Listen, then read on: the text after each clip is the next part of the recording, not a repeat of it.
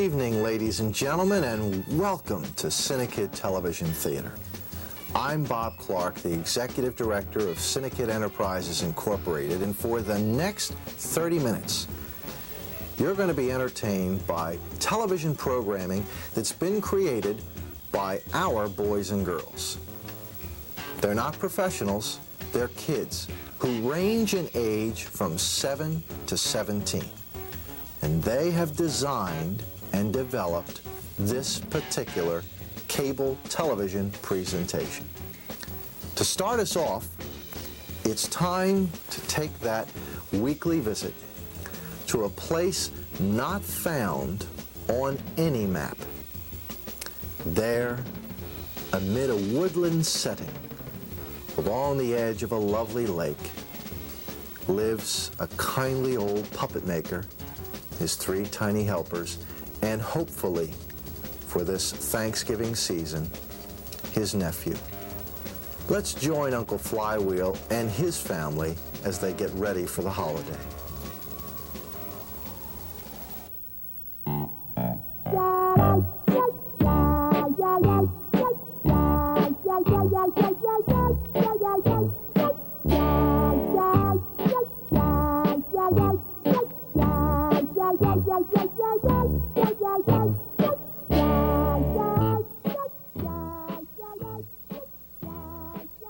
Whistle while you work, la la la la la. Whistle while you work. Okay, everybody on set. We're tiny helpers, Nellie, not dwarves. But what do you mean by on set? We have to rehearse for the Thanksgiving pageant. Rehearse? Yeah, we're gonna have the best Thanksgiving show that there ever was. See, everybody at school has to do something for Thanksgiving. Right, and since there's 3 of us, I thought we'd be able to put together our own show. And I'm gonna be the director. Is that why you're wearing a ridiculous costume? All great directors carry a clipboard and wear sunglasses. Now line up here. All right. Now this is supposed to be the first Thanksgiving that there ever was. And Nellie, you're gonna be a pilgrim girl. And your line's gonna be, oh, how wonderful it is to give thanks. Oh, how wonderful it is to give thanks. Okay. Now, Rico, you're going to be a pilgrim boy. And your line's going to be, let's invite everybody, even the Indians. Let's invite everybody, even the Indians. Now, I'm going to be the star and director. What? I'm going to be the star. How can you be the star and director at the same time? Well, Clint Eastwood does it. No, Clint Eastwood. Well, he had to start someplace. Now, just say your lines. Oh, how wonderful it is to give thanks. Yes, let's invite everybody, even the Indians. Now, since this is the first Thanksgiving that there ever was... Hi, tiny helpers. What are you doing? See, it's really great. Jimbo's organizing this whole Thanksgiving Day pageant. Yeah, but I don't see what's too great about it. Jim has to be a star and director. Star and director, huh, Jimbo? Sort of like Clint Eastwood? See? Even he knows. Before you get too far into it, let's give Stuart a call. I found out Stuart's doing very well in the hospital. And while he won't be home for Thanksgiving, he'll definitely be home for Christmas. Yay!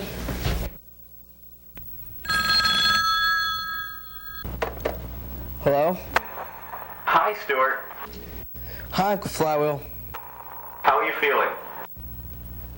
I'm doing better. Are you taking your medicine? Yeah, but it doesn't taste good. Well, be brave, Stuart. I will.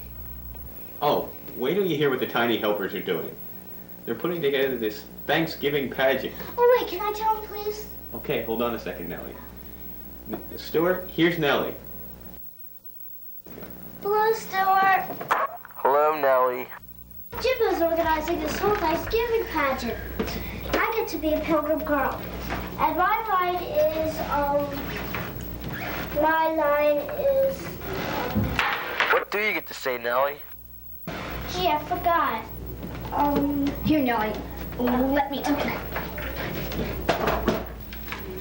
Hi, Stuart. Enrico. Not Enrico, pilgrim boy Enrico. Oh, excuse me. You want to hear my line? Enrico, there's nothing I'd like to hear more. Let's invite everybody, even the Indians. That's it? Yeah, you know who's the star. Here, let me talk.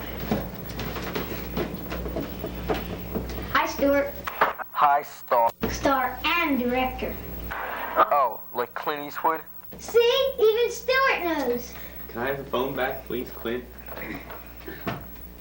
I'll be at the hospital in about half an hour, Stuart. All right. Is there anything I can bring you? More comic books. All right. Goodbye. Bye.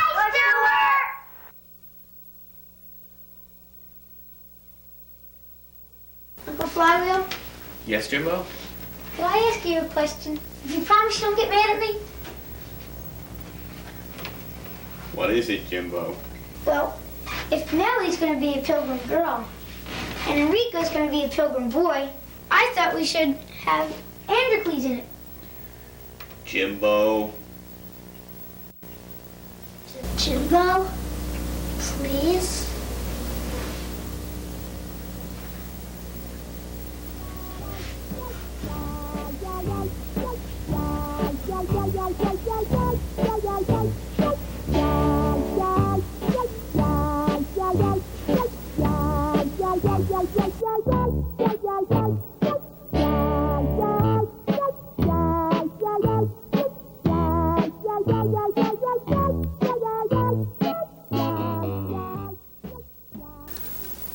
I don't know who enjoys the visits to Uncle Flywheel's workshop any more than I do. And apparently that's the case with a number of our friends in the commercial broadcasting field, as those of you who tuned in to 10 Around Town a few weeks ago certainly saw. You know, Uncle Flywheel is an exceptional production effort because it involves a lot of younger children. Help in coordinating this effort is provided by one of the CINEKYD staff members. We thought it might be interesting as a part of our When I Grow Up series if Dave Trachtenberg took a few minutes to talk to the producer of the series, give you an idea of why anybody would want to get involved in this business and what it's like specifically to produce something like Uncle Flywheel's Workshop. Dave's guest this evening, Mr. Mike May. So join me now for When I Grow Up.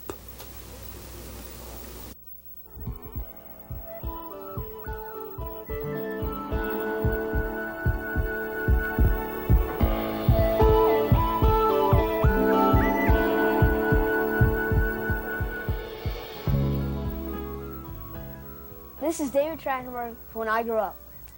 This week we have a special guest because we're not on location. We're right here on the CINEKYD campus with Mike May. Mike, what do you do for CINEKYD and the Upper Moreland program? Well, for Upper Moreland, I work on the Your Schools program, the flagship program for their ETV station. And at CINEKYD, I'm a staff member. How long have you been with CINEKYD now? Well, I was with CINEKYD since it was in the basement, 1976. Mm-hmm. And what were some of the things you did long ago? Well, back then, that was the first track session, David, and we did mostly radio programs. From what I can remember, it was a long time ago. And that's about it. Back then, I was mostly into acting and not so much into the technical type of things. What have you done through the years at CINEKYD? Well, as I said, I was primarily into acting. A few years ago, we premiered a movie at the Astrakhan in which I edited part of that. Mm-hmm. But up until recently, not too much. What kind of profession do you think you would like to go into? Right now, I'm going to attempt to pursue a career in television. Right now, you're a staff member, and this is your first year, but before you were a graduate assistant. For those viewers at home who are not sure what a graduate assistant is, could you tell them? Well, a graduate assistant is somebody fresh out of high school that is inducted into the staff and goes through a 2-year, more or less, training type of program, I guess would be the best way to say it, in which they learn, only through actually doing it, how to work with the kids in whatever field they're responsible for doing it. Your last year as a student, you were involved with the summer film Whiplash, which happened to win an award, and you were the lead villain, El Diablo, and you basically created that character. The next year, you were a graduate assistant, and you decided that you'd like to be in the summer film again, and you were Clint Collins as a cameo role. And then this past summer, we made the sequel to Whiplash, Whiplash 2, and again you played El Diablo. Why do you like acting so much? Well, as I said, I was into acting even before I even considered taking a technical assignment. And I don't know, I've just always loved acting. Ever since I started, that was my primary motivation for joining CINEKYD was acting, and I never really wanted to get too far away from it, get too far out of touch with it, afraid I'd never be able to get back to it again. You said before you wanted to get involved with TV. Do you think you'd ever want to become an actor?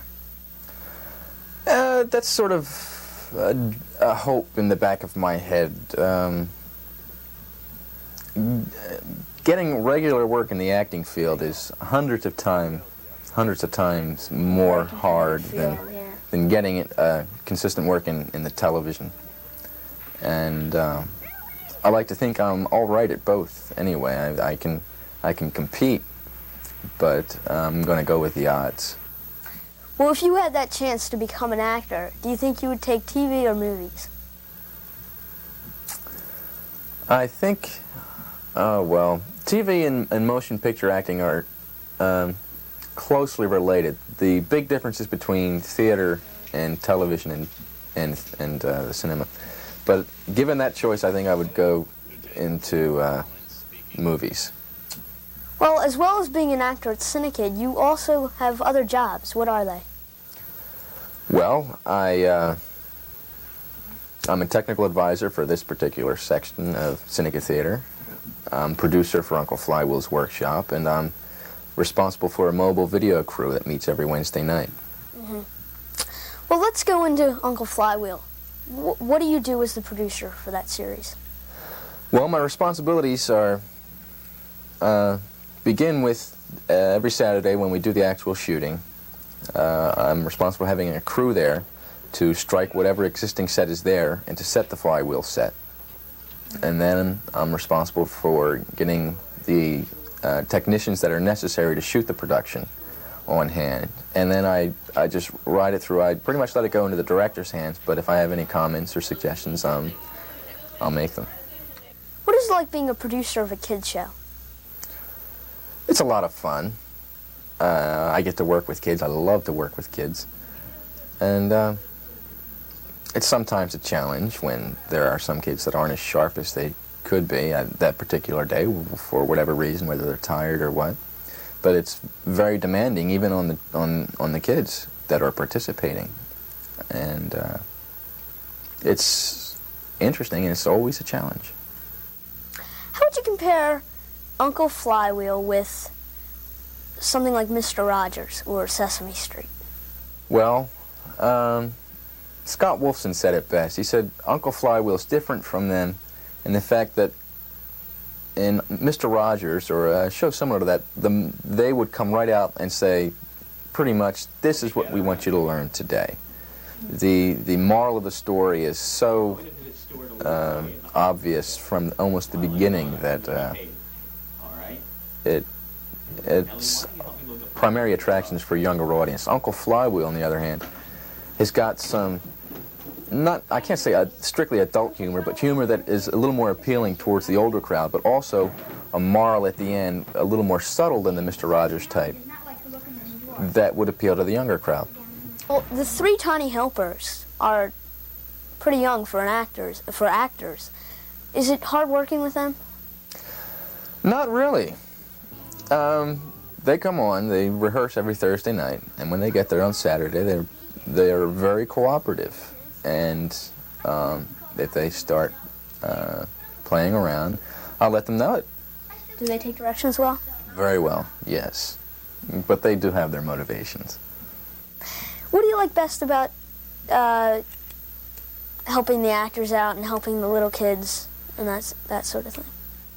Well, I like to apply my personal acting experience and help them develop perhaps their own style, or give them little pointers onto the best way to move from one side of the set to the other, or little things that you usually just try to get them over the bumps that I had to work over myself.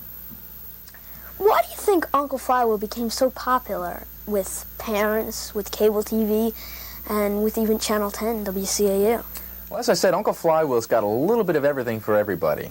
It's got some true adult humor, but it's also got an aspect that kids can relate to very well. Who does the jobs, and what are the jobs for before you actually tape, and after you actually tape, and during your taping?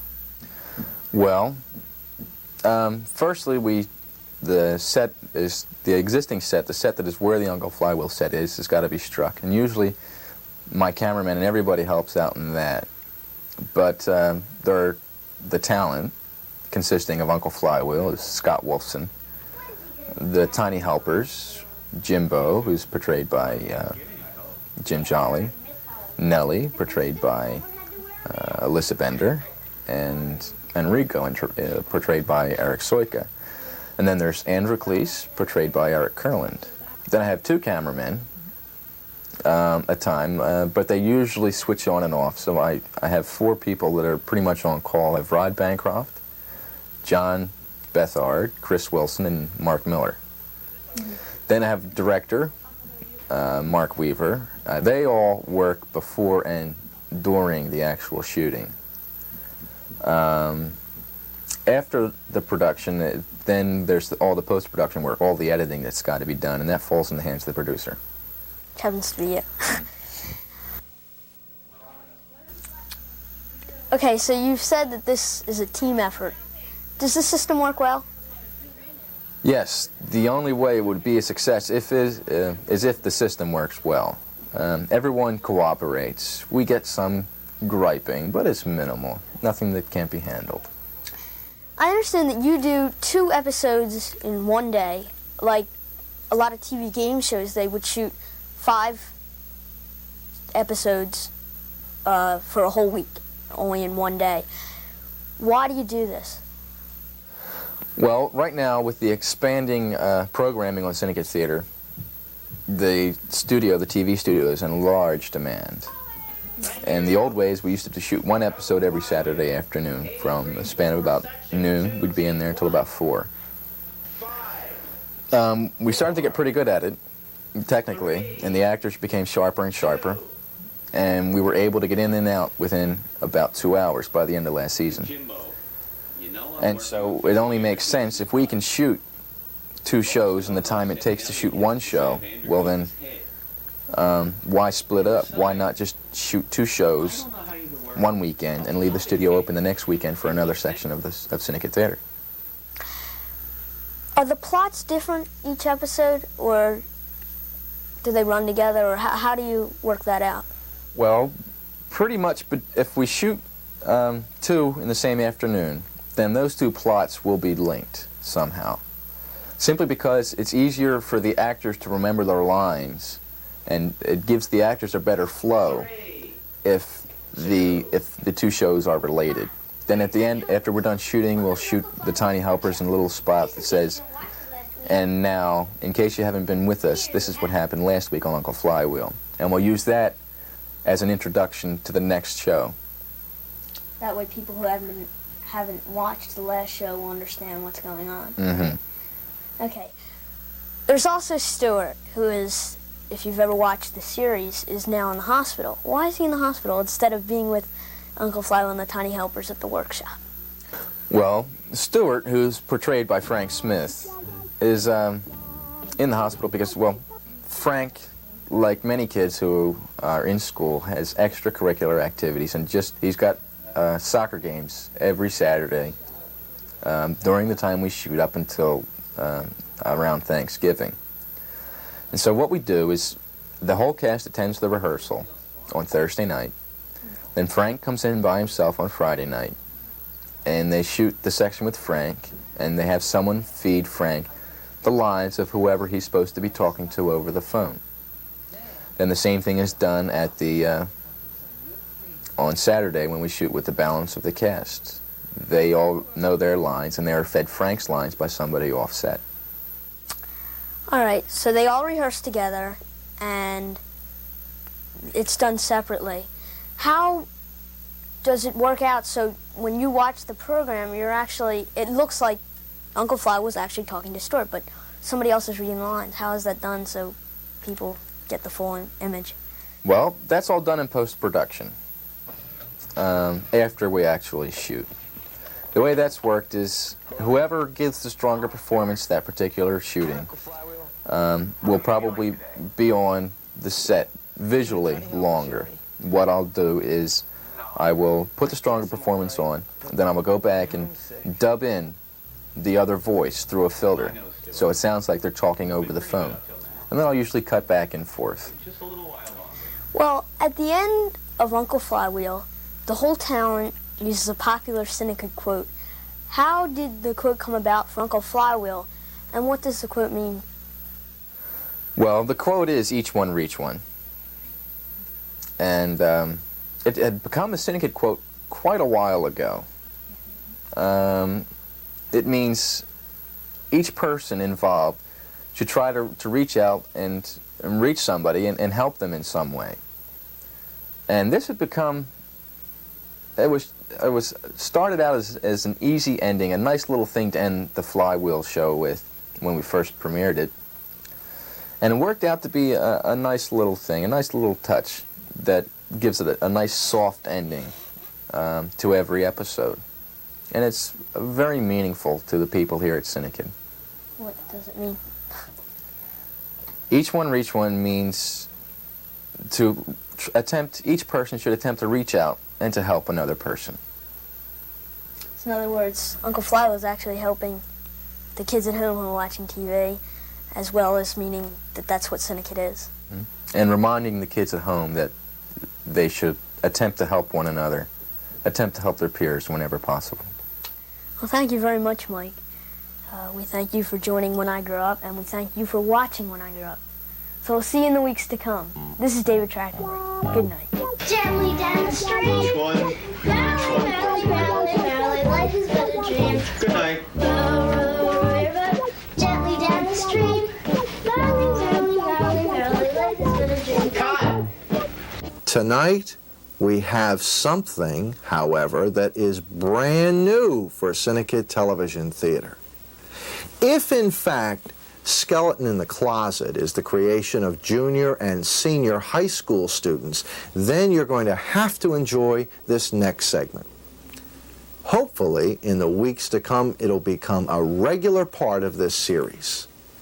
Imagine, if you will, what would happen if we said to a bunch of children in grades 3, 4, 5, and 6, we would like you to create an interesting weekly soap opera.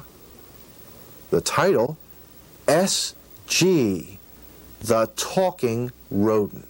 Let's watch.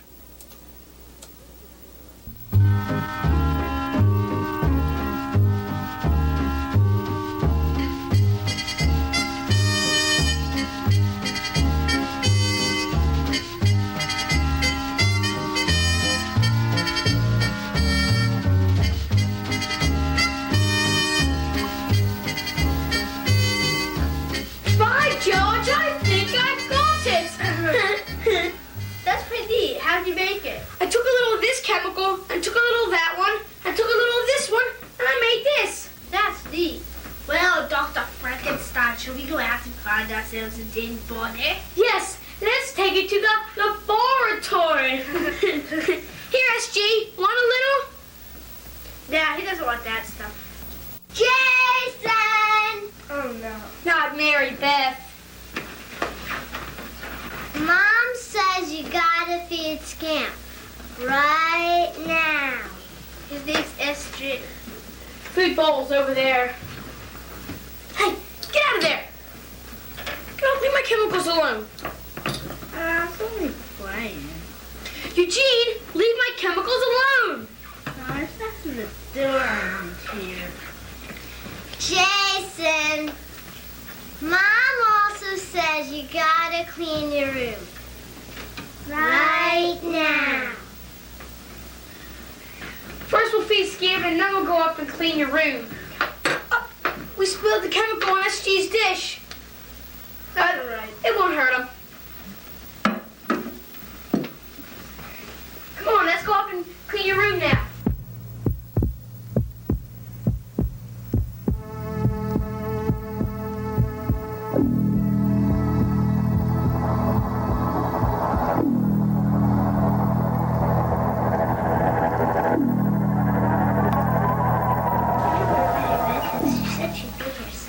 Yeah.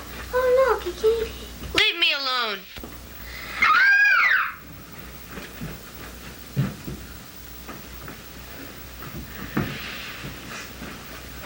Hey, where are my test tubes? Right there, next to you. Thanks. For what? For telling me where my test tubes were. I didn't tell you where your test tubes were. Yes, you did. No, I didn't.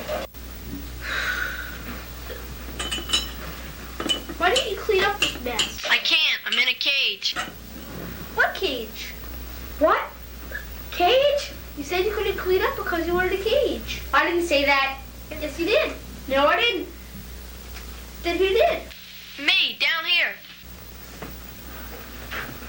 Hi, guys. What's this stuff? That's our chemicals. Chemicals? That's sissy stuff. Why don't you come out with us guys and play football or steel hubcaps or something? Steel hubcaps. That's dishonest. You guys are just a bunch of sissies.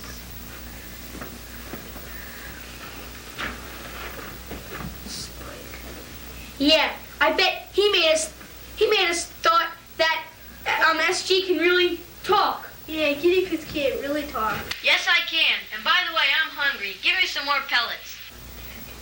He can talk. Go to Mary Beth and Eugene. Quick, hey Beth, Eugene, my guinea pig can really talk. Where's he going? Tell Mary Beth and Eugene that you can really talk. I'm not going to talk to them. Well, why not? He can talk.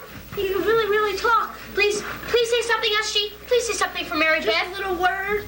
Please. If he can talk, make him talk right now. Please, just one little word. Please. Something. Please.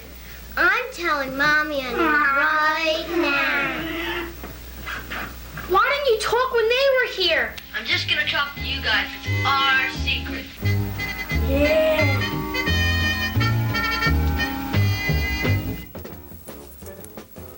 How about that? Well, we'll see what happens in the weeks to come, whether or not SG and his friends can get into any more mischief. Right now, join me as we go down the hallway and take a look at the CINEKYD bulletin board.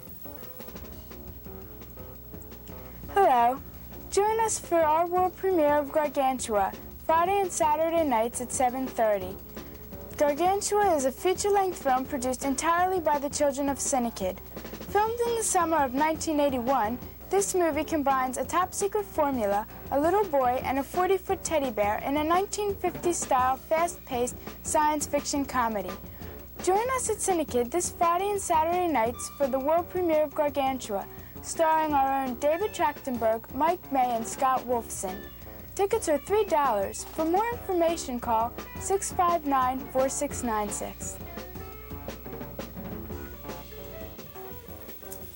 Thank you.